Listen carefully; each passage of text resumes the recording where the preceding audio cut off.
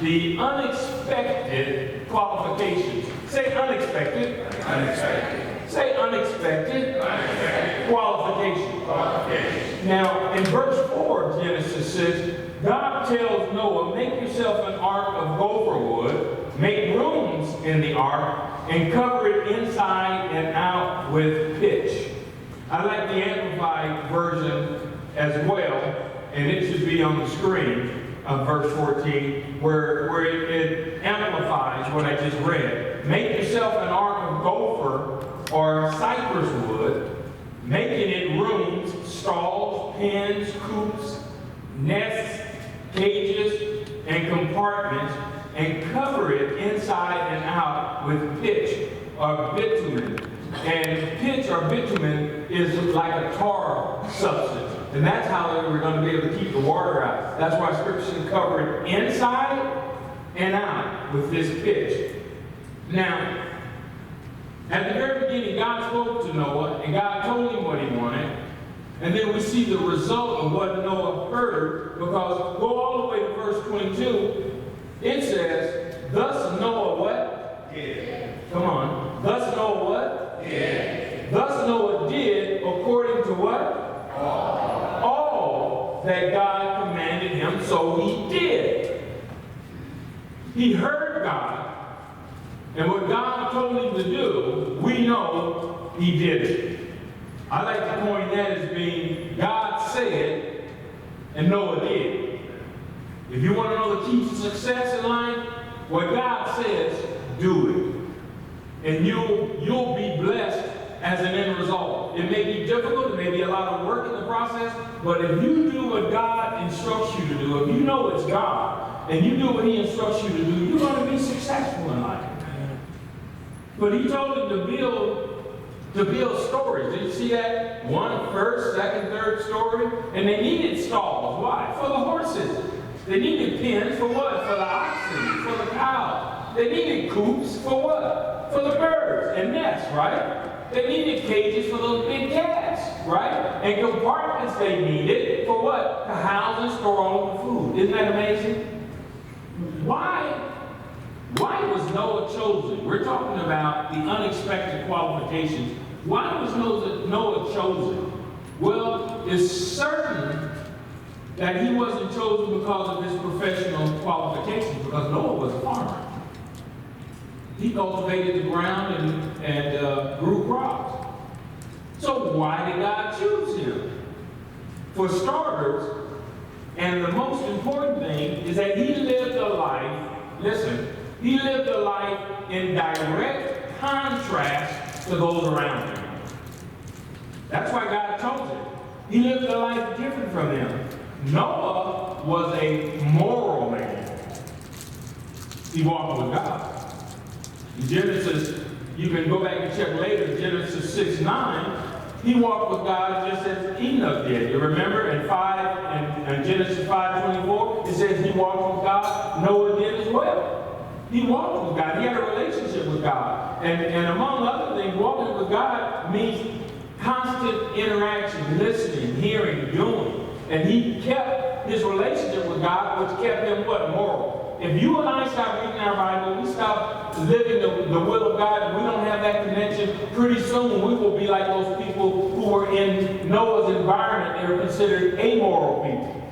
They lacked a concern with the rightness or wrongness of things. You notice that that's in the world. When you're in the world, a lot of people don't care about right and wrong. They just care about, am I getting what I want?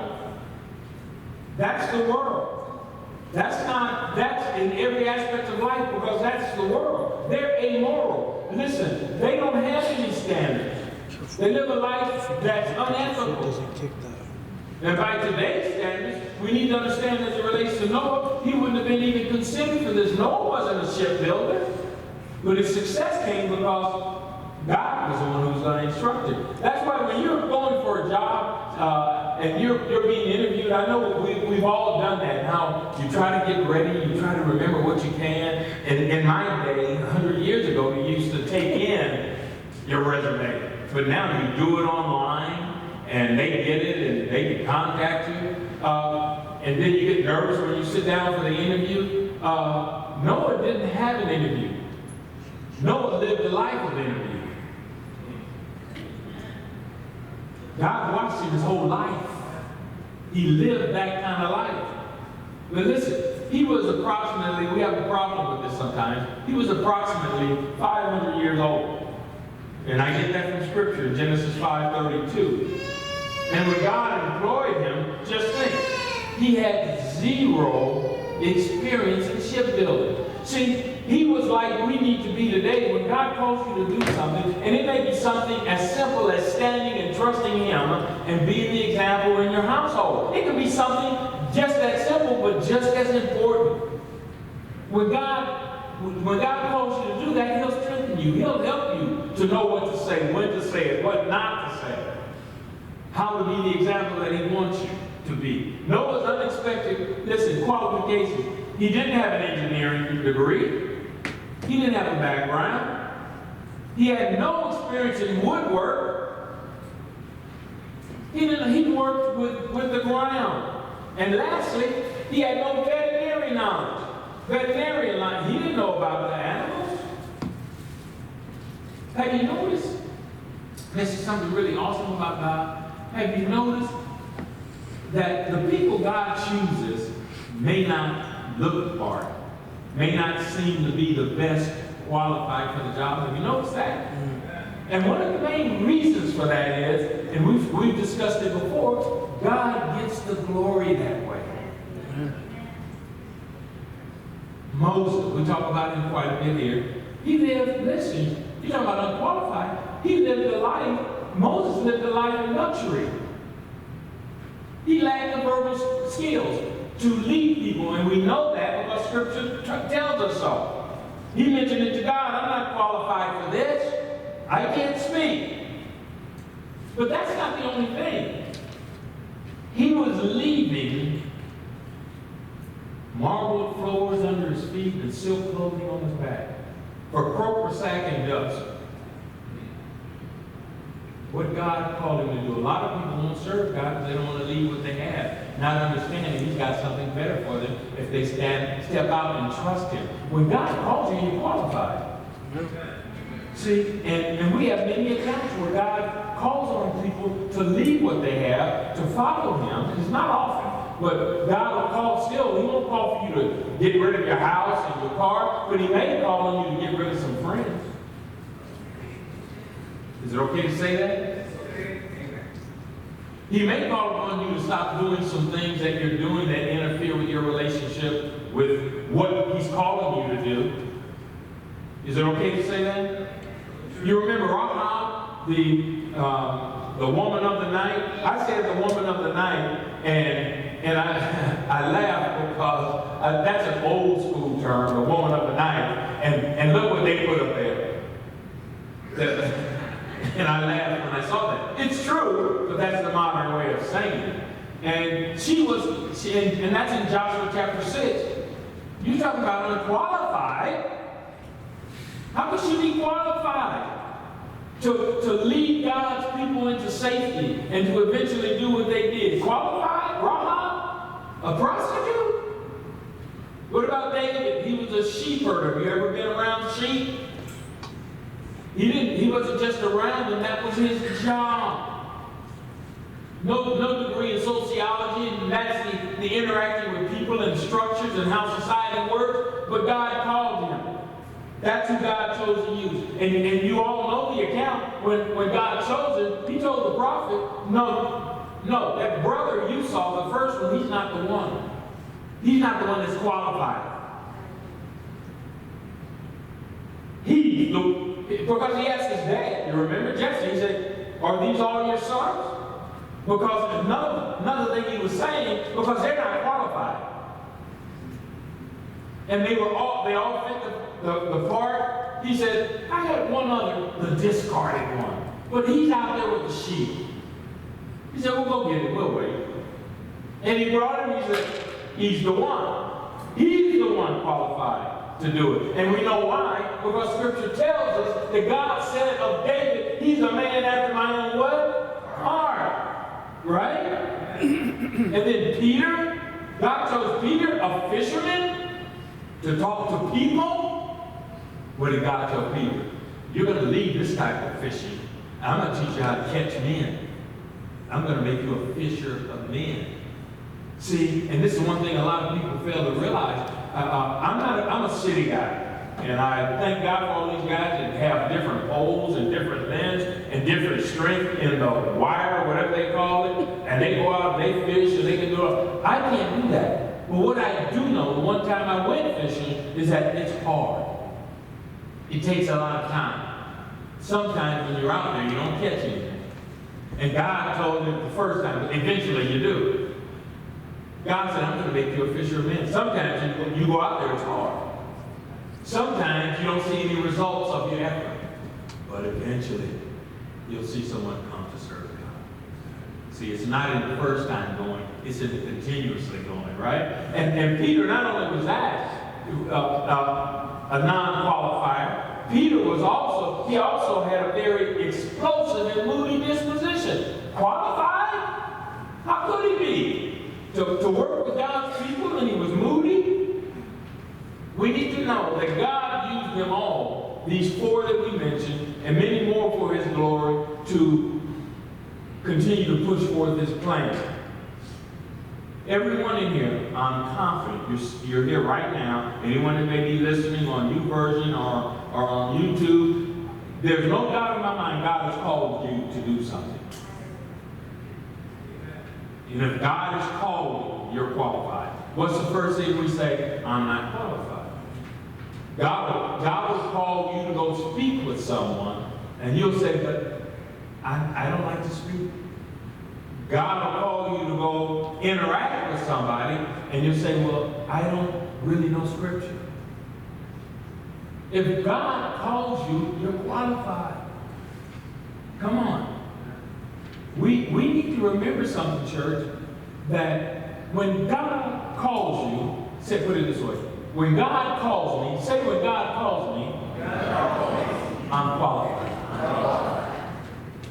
So I pose this question to you today, to everyone sitting here. What job has God been calling you to?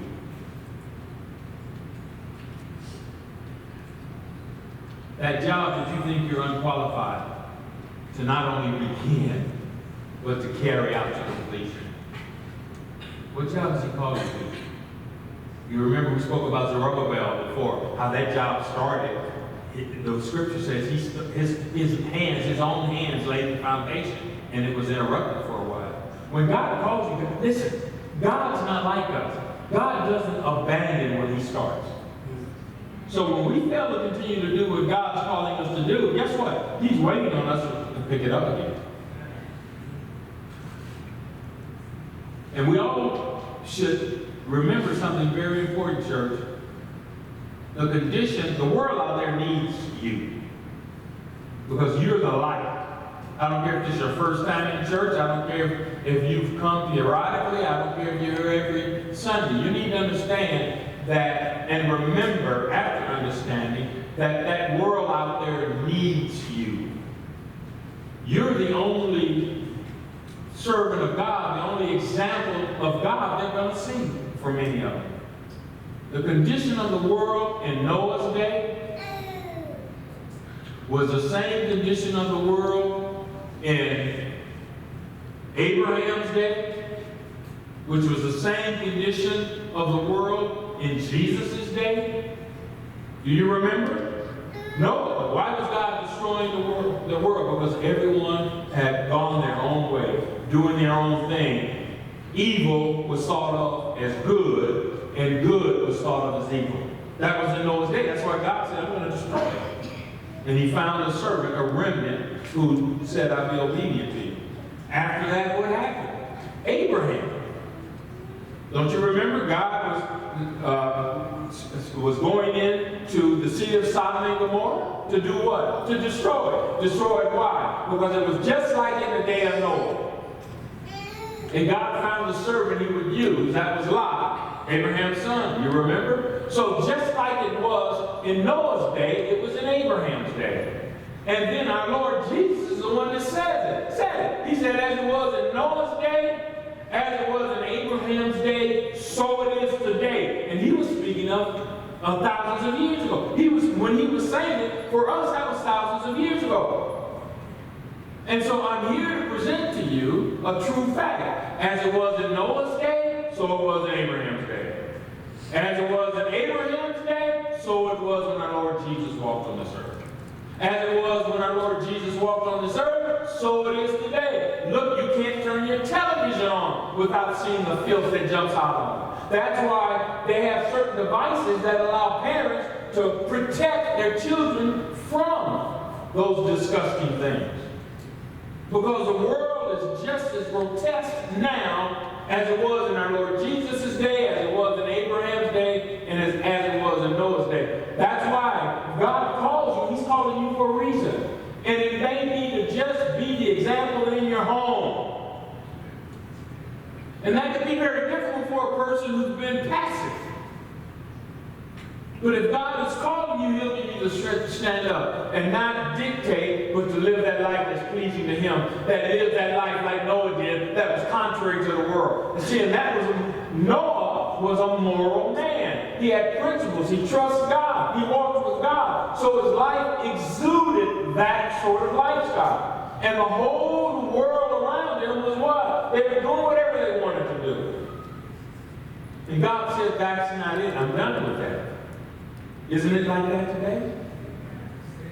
God's calling you, he's calling me to be that example for the lost. And guess what? It's going to cost you something. It may cost you friendships. Oh my, what a blessed thing to lose that friendship and gain the friendship of God. Amen. Because those friends that you lose, they're letting you know in advance. Listen, they're letting you know in advance. If they're leaving you because of your trust and love of God, guess what? They'll leave you down the road too. But God, when you connect with him, he says, I'll never leave you nor forsake you. And you know what? That's even the case when we feel left alone and forsaken. He's always there. And the more we stay in his word, the more we understand our qualifications have nothing to do with us and everything to do with him, the stronger we'll become. I don't know a person in this world who's been hit by an unexpected catastrophe, unexpected danger, as we've spoken before, who's not shaken by it. It happens to all of us. That doesn't mean you're not a strong Christian. It means you're human. But the thing we need to know, the more of the word we get into us, listen, the more of the word we get into us, the more of it that'll come out when we need it. Open your Bibles, turn your Bibles rather, to the New Testament, to the book of 1 Corinthians. I'll wait for you. 1 Corinthians, chapter 1. Somebody said, I'm not qualified, Brother Pastor. Yeah, you are. Well, God, and look, this is how you find it. Look, this is how you find it. Go to the front of the Bible, and then it'll have table of contents. And it'll show you what book, and this is what I love about it. It'll tell you the page. When I first started, this is how I used to do. And I'd always sit next to someone who knew the Bible. And the pastor would say something, this is how I find it. Look. What all you have to do is go to the table of contents, and it'll show you exactly where it is. Amen? I've said this since I've been preaching, and I'm going to say it again. I don't care how much you know of the Bible. There are a lot of people who know the Bible from Genesis or from the table of contents to the maps. All 66 verses, books in between, who are going to split hell wide open because what they know they're not living. That's a fact. What you read is got to take up residence in your life. And guess what? You will mess up. That doesn't mean you're not qualified. It just means you and I are works in progress. And the moment we get to the point where we think we've made it, is the moment we're going to realize we're still learning. We're on the potter's wheel. It doesn't mean we're sitting still while God's working. God's working on us on the move. Oh, you don't think God's qualified to do that? Just look at those St. Gabriel Mountains. If he's qualified and he did make that, he can handle us on the move. You know why I know he can handle us on the move? Because he made us. That's why we need to ease up on one another. Amen. Start talking about, well, you're supposed to be a Christian. Well, who qualified you to say that? Come on, because the word tells us, our Lord Jesus spoke it very clearly. He said, you don't judge. I'm the judge. There's only one judge. See, the qualification is not, listen, it's not distinguished by an error that you're not qualified. No, the qualification is distinguished by something else. And all of the ones we spoke of, they all had this one unique thing. Oh, we're first. I started preaching and got so happy I forgot where we were. We're in 1 Corinthians chapter 1, right? All right, we're going to read verse 27 to the end. Somebody said, oh my God. See, when I say to the end, somebody look down and see how many verses. I know it. I know you did. I know you did. Because how do I know that? They used to be me. And I look at it and there's a lot of verses. He's going to read all those verses. Okay, this is 1 Corinthians chapter 1. We're going to read from verse 27 through 29. I'll read it. Follow along. Actually, I'll go up to verse 26. For you see your calling, brethren, that not many wise according to the flesh, nor many mighty, not many noble are called. But see, that's qualified. You see that? Let me go back and read it again. Verse 26. For you see your calling, considering it, brother, that not many wise according to the flesh, see, that doesn't qualify you. Not many mighty, that does not qualify you. Not many noble, that does not qualify you, are called. Look at verse 27. But God, say but God. But God. Come on, say but God. But God. Thank you. Has chosen the foolish things of the world to put to shame the wise. And God has chosen the weak things of the world to put to shame the things which are mighty. Verse 28. And the base things of the world and the things which are despised, God has what? Chosen. God has chosen, and the things which are not, to bring to nothing the things that are. Why is that? That no flesh should glory in his presence. You see that? That's why when God calls you, he's the one that's going to bring it about. Listen, he's the one that's going to make it happen, but we have to be willing to accept one fact that if he called me, I'm qualified. And if he called me, he's going to strengthen me to go through it. Now, when God calls you, when he calls me, we need to understand something, that we may be called upon to go through some difficult times. But he said he'd strengthen us. He said he'd protect us. He will. That's why Scripture says don't become weary when you're doing the will of God. Don't become weary in well-doing. Why? Because you'll reap the benefit if you don't faint, if you don't give up. I still think about that rich young ruler. And there are people like that today who, when God calls them out, you're qualified to do this. I've given you all that other stuff, although you don't understand I've given it to you. And the reason I know you don't understand it is because when I called you to come walk with me, you chose that. When God calls you, you've got to understand that's got to be the most important thing to you. He's going to see you through it. What does it matter what people say to you? That used to bother me when I was an evangelist, what people would say, how they would talk. People would come up to me after saying, you should have used this verse. You know, that was a good message, but you should have used it in the time. I'm going, oh, were you listening? It used to really bother me, but you have to develop that thick skin and be willing to do whatever God calls you to do. He'll reward you if you stay true to him. Amen? And I don't know why. Can I just say this? I don't know why people have a hard time doing that when you put up with your job. Right? The only difference with God, don't complain. Because I'm like, anyway, okay. I'm getting some looks, so let me stop. Like those chosen that we spoke of before, God looks for the ones who move to Him in faith. Listen.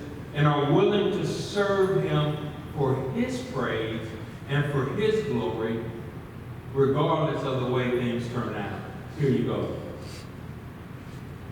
It is with ordinary people that God performs extraordinary things. Everyone we read about, they were ordinary. There was nothing. David wasn't a king. Noah wasn't doing anything that was mind-boggling, was he? All of the people we talked about, they were ordinary people.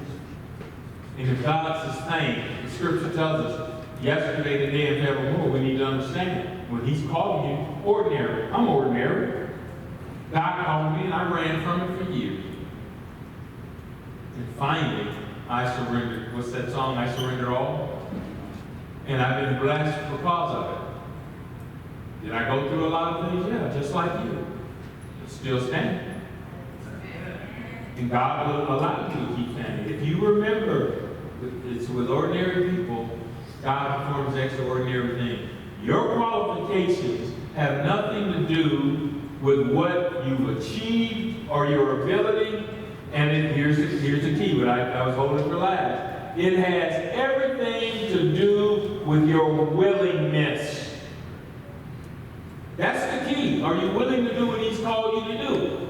Those people, those four we spoke of, they did it. There was some apprehension initially for one or two, but what was the end result? They did what God wanted them to do. Why? Because see, God, if we submit to His will, God's power does the rest.